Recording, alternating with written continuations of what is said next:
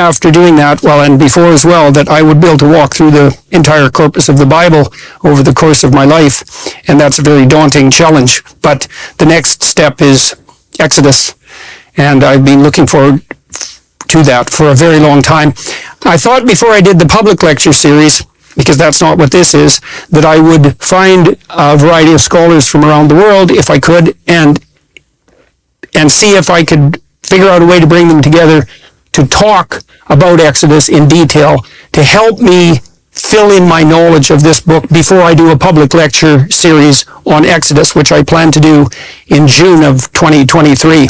And so I've brought together some of the sharpest and most interesting and deepest people that I've had the good fortune to meet in the last decade or so, and they've all graciously agreed to come here to Miami and to spend 8 days concentrating on this book, and under the auspices of the Daily Wire Plus group, who've flown them in and who are producing this and editing it and have done everything they can to make this possible and beautiful and as available as it might be. So this material, or much of it, will be behind the Daily Wire paywall. We'll have a free-flowing discussion. I'm going to read the text, and I'm going to say what I have to say about it, and hopefully not too much from me, and I'm going to let the gentlemen that are with me have their say, and hopefully we're all going to learn an awful lot about this ancient story and what it means and why it's significant today, and why it's been significant for several thousand years. And so I'll get everybody, first of all, to introduce themselves, and I'm going to start with Dr. Douglas Headley on my left, and we'll go around this way. And Dr. Headley. Well, my name is Douglas Headley, and I'm a fellow at the University of Cambridge, a fellow of Clare College, and I teach the philosophy of religion. And I think there's a crisis in our culture, and the crisis is linked to a certain ignorance of the very backbone of our own culture, and the Bible is very much at the core of our cultural heritage. At the Temple of Apollo in Delphi, there was an inscription, "Know thyself," and we're in danger of not being able to know ourselves because of the ignorance of the very foundations of our culture. So that's one reason why I'm particularly fascinated by Dr. Peterson's endeavors in the last few years, and intrigued by the developments in the next few days. I warmed to your invitation because I was born in China, and I was a 7-year-old in the Chinese Revolution. And when I was later an Oxford student, I had dinner with Sir Isaiah Berlin, the great Jewish philosopher, and as it turned out, he'd been a 7-year-old in the Russian Revolution. And comparing notes on it, we were saying what the revolutions meant, but the lack of people today understanding them. And for me, Exodus, obviously a classic in its own right politically, the birth of a great nation and people. But many people don't realize this is behind the English Revolution and also behind the American Revolution. And to understand that throws an incredible light on the present crisis, because as I see, you've got a basic clash between ideas coming down from the American Revolution, 1776, which came from the Torah, and ideas which come down from the French Revolution and its heirs. And so we've got a profound crisis, and many people don't understand the roots of it on either side. So what you're doing, I think, is immensely significant. Dr. Orr, James Orr. My name is James Orr. I'm Assistant Professor of Philosophy of Religion at the University of Cambridge, where I teach philosophy of religion and moral philosophy, theological ethics. And much of that work focuses on what you might call the Hellenic, that is to say, the fountain of Western wisdom in Greek philosophy. But too often I think we neglect the Hebraic, that is to say, the contribution to Western thought of the great Hebraic sources, and most of all, of course, the Torah, the Pentateuch. It it's thrilling to be able to sit around and talk with these distinguished friends and with you, Dr. Peterson, about the book of Exodus. As Oz was saying, it has enormous significance historically, the English Revolution, the American Revolution, and more recently, many of the sort of liberation narratives that we're familiar with in the contemporary, from the contemporary political landscape and contemporary debates. So I'm fascinated to be talking about these issues, particularly when we get to talking about the Decalogue, the Ten Commandments, the significance of this extraordinary claim, almost without precedent, that morality is given, not and discovered, and not simply invented and constructed. And that's one of, I think, many, many vital themes to our age that we'll be exploring productively in the days ahead, I hope. Dennis Prager, welcome. Dr. Peterson and all of you, it's a joy to be with you. I am living my dream in my life being here, and that is to spread the Torah to the world. I am a religious Jew, and I'm blessed to know biblical Hebrew. I started it at the age of 5. I still have to translate to English whenever I think of a verse. The Torah this is not known to almost any non-Jew. The Torah is primus inter pares in the Bible, first among equals. I was raised, and I still believe that the Torah is from God. How God delivered it is his business. I have no particular interest in the methodology, only in the ultimate authorship. And I've written 3 of the 5 volumes of the Torah commentary called the Rational Bible, including Exodus, which interestingly was the first one that I did, given that it has my favorite document in history, the Ten Commandments. And as I say on my American talk show, if you want to defund the police, there is actually a way. Have everyone live by the Ten Commandments. Then you can defund the police. So that is where I come from in this discussion. And I trust you will all defer appropriately to a member of the chosen people. Happy to. Dr. Stephen Blackwood. Thanks, Jordan. It's a real pleasure to be here.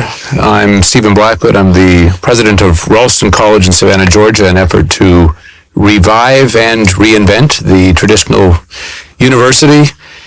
I grew up reading the Bible quite a lot. I'd say the Bible gave me the primary images through which I came to understand myself and the world. Then when I went to university, I sort of stumbled into the discovery of philosophy and literature, especially of the Greek and Roman, you might say the backdrop to Western culture in the ancient sense.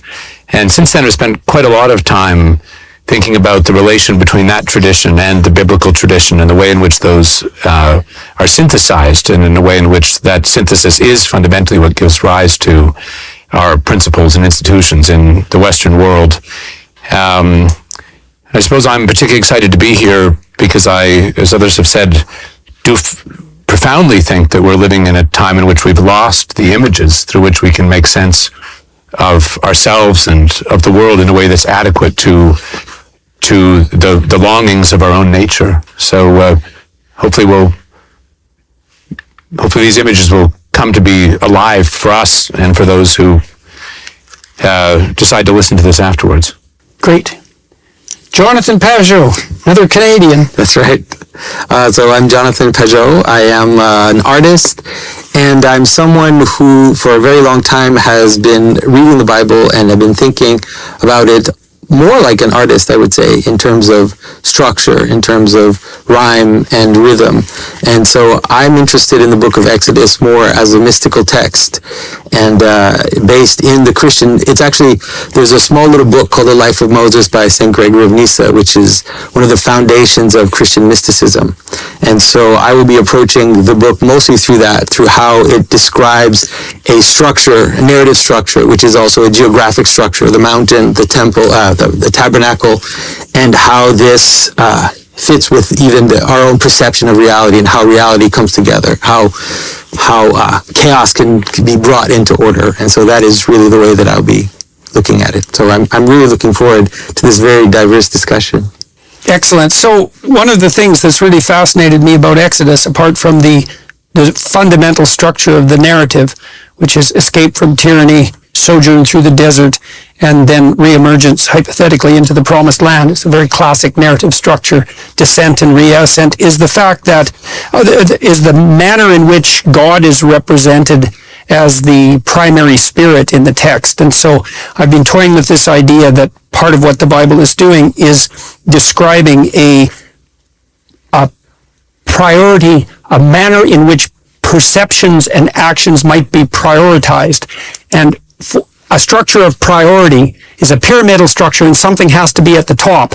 And I learned from Carl Jung that whatever is at the top of your hierarchy of assumptions functions as God for you, whether or not you're religious. And maybe you have multiple things at the top, which just means that you're confused.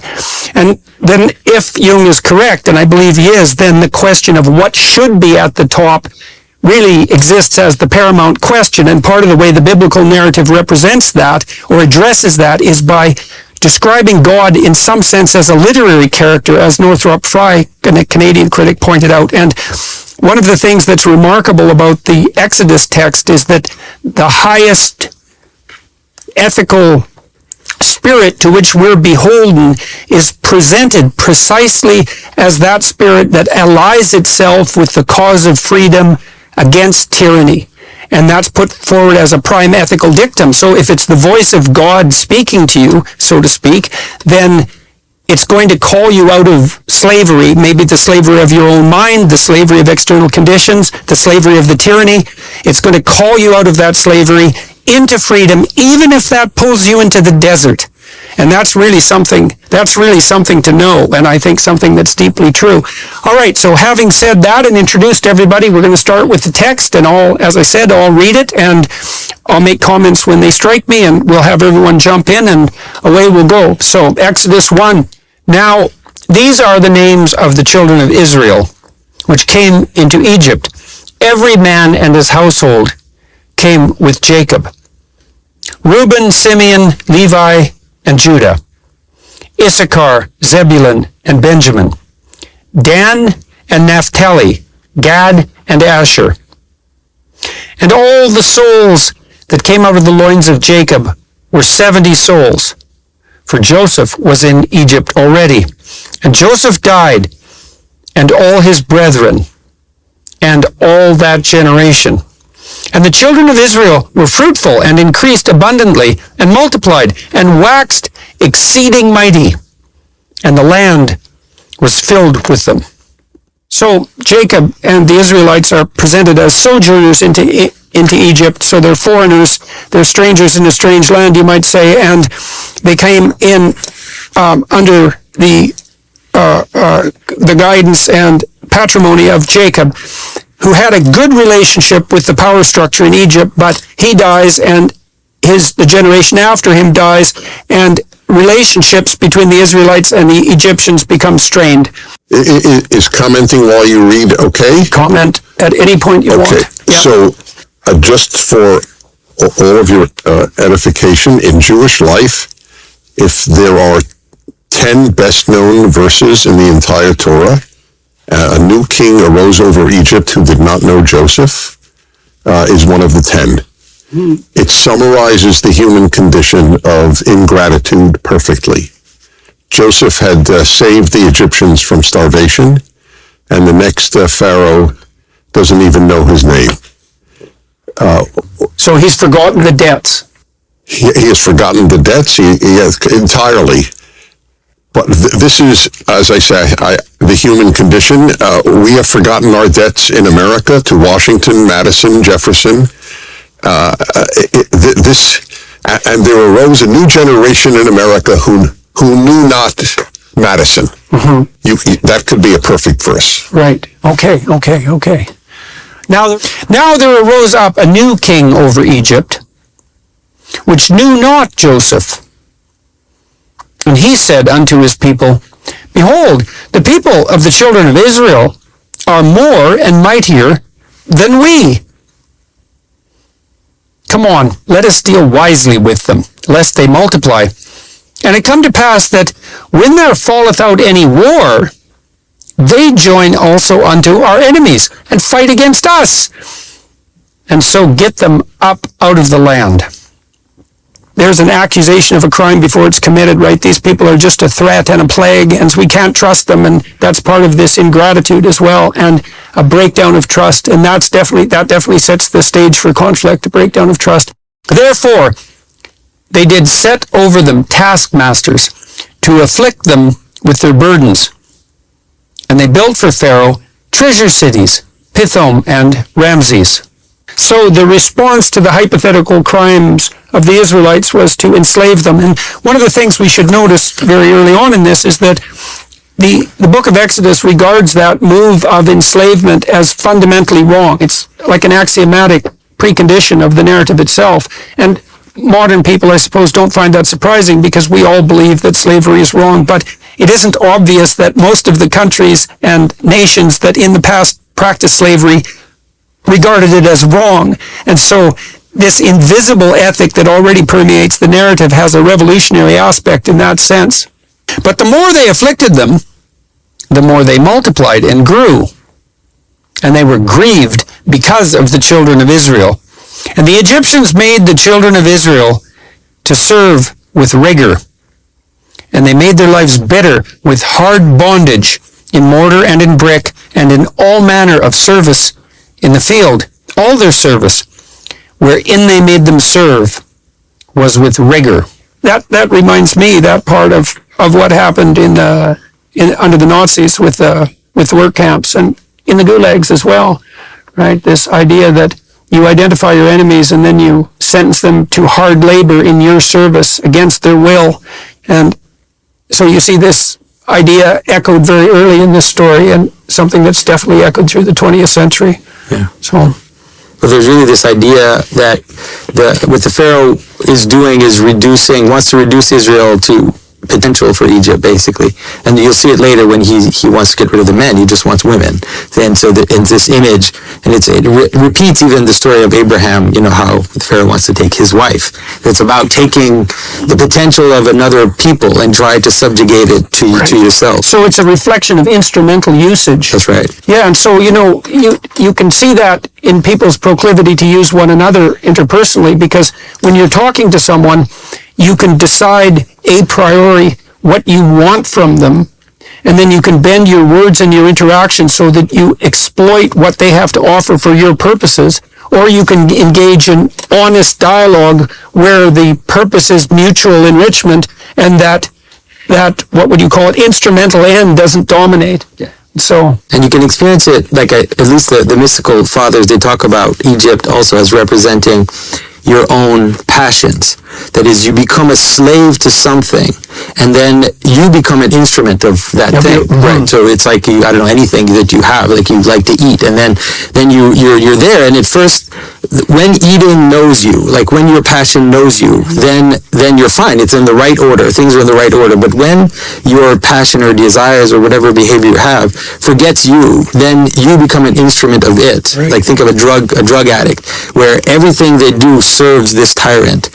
And so all their potential you get reduced to a potential for behavior. Right. And right. And so that's very subordinate deity in some sense, and that might be your stomach or your lust. And so that's very interesting too, because the word Israel means we who struggle with God. And so what that would mean psychologically is that that which should be at the highest place, which is the part of you that's struggling with the highest, is then subordinated instrumentally to something that should be lower in the ethical hierarchy. And that could be your own inner tyranny, and it could be someone else's instrumental will, or some state's instrumental will. And that's portrayed as fundamentally inappropriate in this text.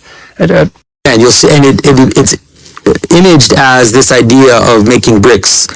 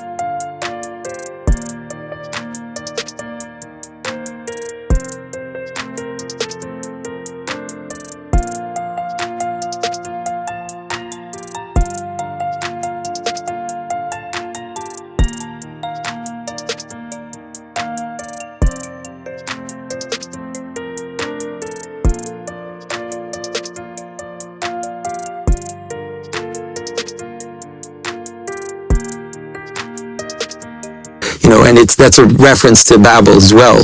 It's like this idea of wanting to be higher than God or wanting to replace God, and so we make civilization. That's what bricks are. We make civilization, and then we think that civilization replaces the highest ideal. I don't know, Dennis would agree with this, but I know some rabbis believe that Israel was judged when they were divided because Solomon was becoming almost a second Pharaoh, with a corvée of the people and forced labor and so on, and he was bringing a kind of slavery in at the end and getting too much. Israel's called to be an anti-Egypt, and he's Constantly becoming too much.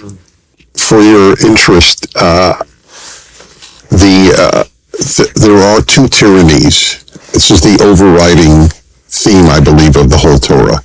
External tyranny to pharaohs, internal tyranny to your lusts, etc., to yourself.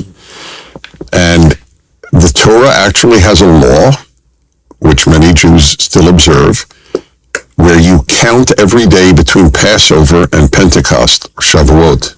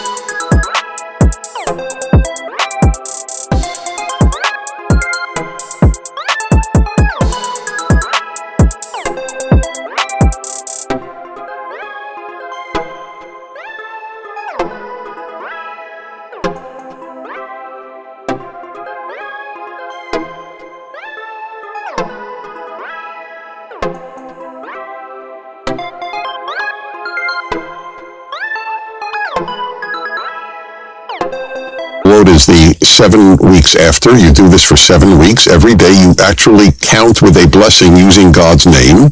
This is the 7th day of the 49 days and so on. Why? You can't have freedom from Pharaoh if you don't have freedom from you. So Sinai is the second freedom. Now you have to be liberated from external tyranny, and now the liberation from internal tyranny is the Ten Commandments. Well, that begs the question too, then, doesn't it? That I think the Bible, in some sense, is aggregated to answer, which is, well, is there something other than various forms of tyranny? And if there is an alternative to tyranny, and maybe that's freedom, whatever that is, or maybe it's holy freedom, then that's qualitatively different than mere subjugation to one tyranny among others. My students used to ask me when I was teaching my Maps of Meaning course, how do you know that what you're teaching isn't just another ideology, which is another tyranny in some sense? And that's an extremely deep question. And the postmodern types would say, well, it's all ideology, it's all tyranny. You just pick whichever tyranny you want to abide by, but